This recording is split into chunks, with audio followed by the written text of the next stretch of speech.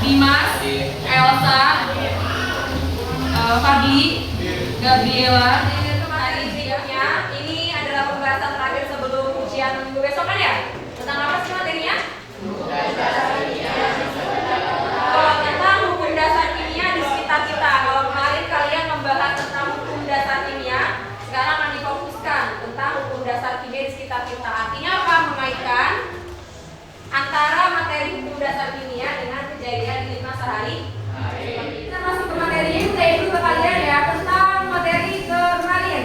Ciri-ciri reaksi kimia, ada yang tahu apa itu ciri reaksi kimia? Ya silakan. Perubahan suhu, perubahan warna, pembentukan titik gas dan pembentukan kudapan. Betul, jadi ada 4 ya. Terima kasih. Apa yang pertama? Perubahan suhu. Yang kedua warna. Yang ketiga pembentukan gas. Yang keempat pembentukan kudapan. Terima kasih.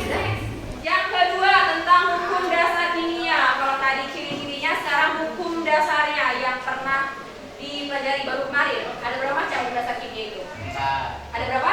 Apa aja? Coba silakan berdiri. Hukum bakalan massa, kebakaran massa, kedua hukum bakalan tetap, ketiga hukum perbandingan berganda, keempat hukum perbandingan Karena reaksi kimia itu sangat dekat dan ada di kehidupan sehari-hari. Maka dengan mempelajari materi ini, kalian bisa memprediksi bagaimana suatu reaksi terjadi dan memberikan solusi terkait permasalahan lingkungan di mana terdapat reaksi kimia di dalamnya. Jadi intinya dengan belajar materi ini kalian bisa tahu dan juga prediksi bagaimana suatu reaksi kimia terjadi seperti ini. Silakan dibaca apa tujuannya?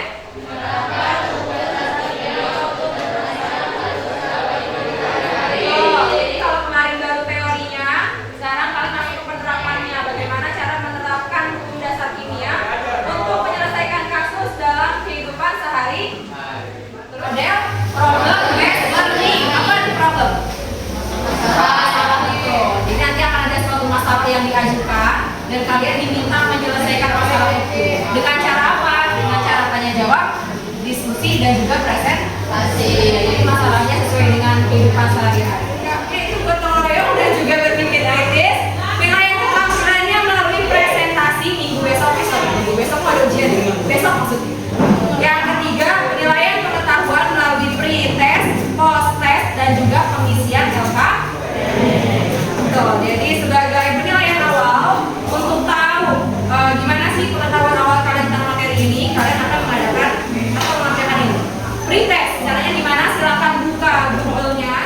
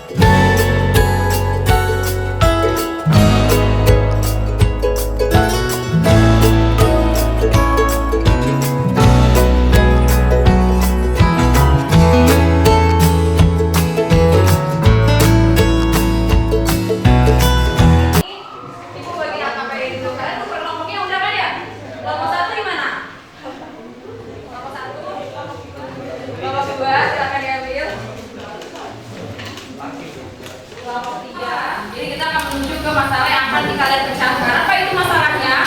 Jadi pertama harus baca dulu artikel tentang ini judulnya tanah rawa yang disulap menjadi hamparan padi. Silakan dibaca dan disimak dengan cara scan barcode yang ada KPD kalian. Yang paling depan halamannya ya.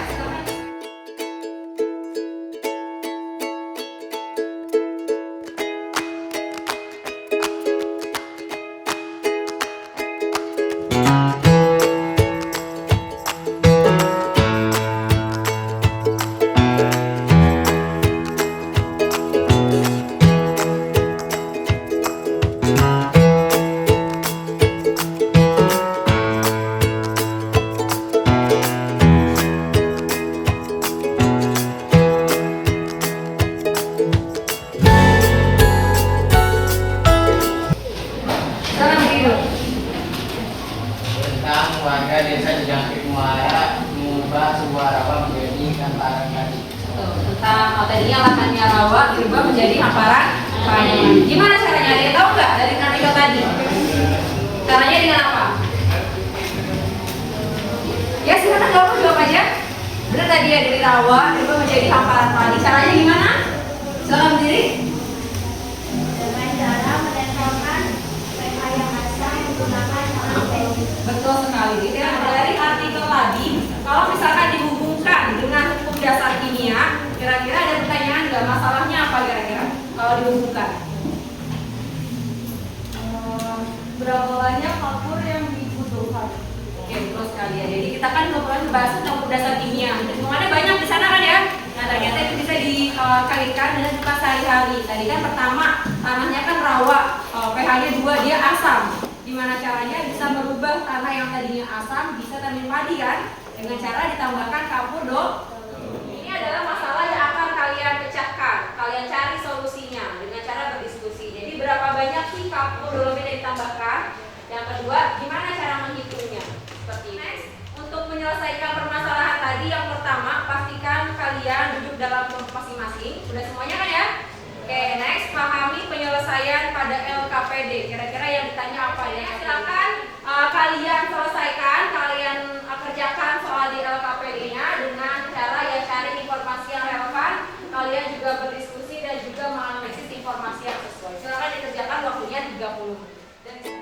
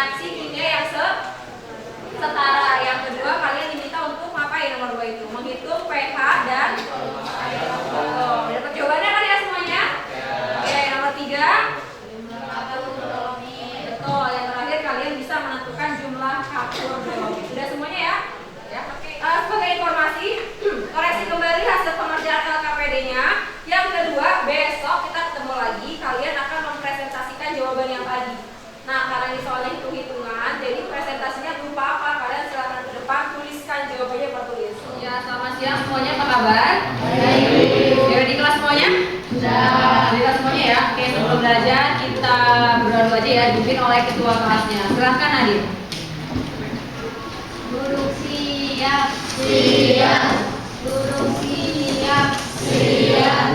Teman-teman, sebelum memulai pembelajaran, marilah kita membaca doa terlebih dahulu menurut agama dan kepercayaannya masing-masing. Berdoa juga.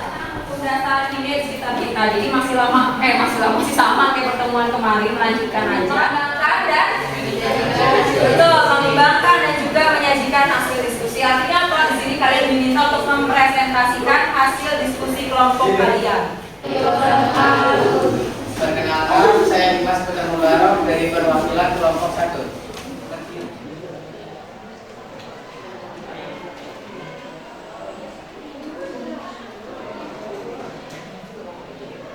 Berikut jawaban bagian B kelompok 1. Ada yang ingin ditanyakan? Karena pH dibagi menjadi 2.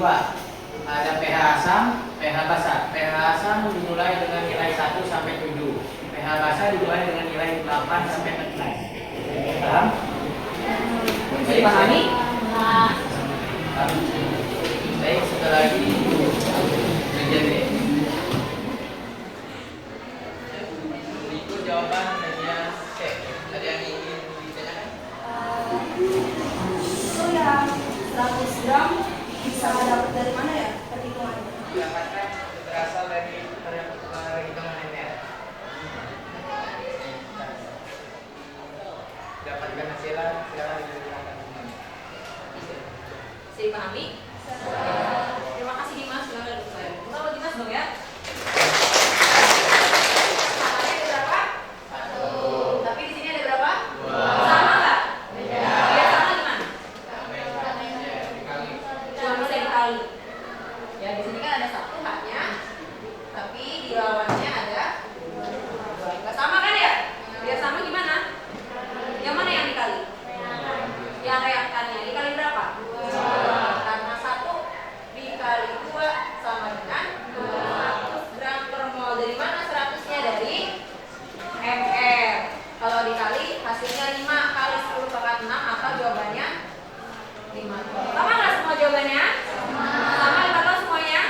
Oke, selesai. Next. Masalah. Berdasarkan hasil presentasi kelompok, maka jumlah kapodolomit yang ditambahkan pada lahan rawa berapa tadi, ingat nggak? 5 ton. Jadi ternyata untuk luas lahan rawa tadi 1 hektar dengan kedalaman 1 meter, untuk mengubah pH dari 2 menjadi 6 dibutuhkan kapurnya sebanyak 5 ton. Sama semuanya ya?